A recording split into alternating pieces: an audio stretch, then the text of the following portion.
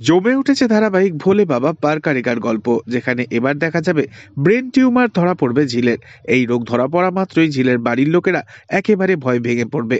আর সাক্ষ্য সিদ্ধান্ত নেয় যে করেই হোক ঝিলকে সে এবার সারিয়েই তুলবে, কারণ ঝিলের উজ্জ্বল ভবিষ্যৎ রয়েছে। সাক্ষ্য চায় ঝিল গান গেয়ে সাফল্যের একেবারে চূড়ায় পৌঁছাক। এই রোগ যেন ঝিলের সামনে ভিলেন হয়ে না দাঁড়ায়।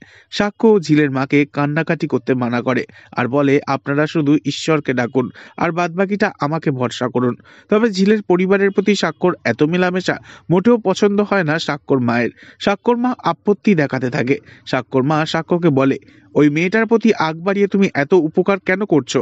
মোটেও তোমার ঠিক হয়নি। কদিন বাদে তোমাদের ডিভোর্স, সেটা নিশ্চয়ই তুমি ভুলে যাওনি। তখন সাক্ষ্য বলে, ডিভোর্স এখনো পর্যন্ত হয়নি মা। এখনো পর্যন্ত বলতে গেলে ও আমার স্ত্রী। তবে কি এভাবেই সাক্ষ্য ঝিলকে আগামী দিনে সুস্থ করে তুলবে আর স্বামী হিসেবে খেয়ালও রাখবে? নেক্সট আপডেট জানতে অবশ্যই সাবস্ক্রাইব করে রাখবেন। ধন্যবাদ।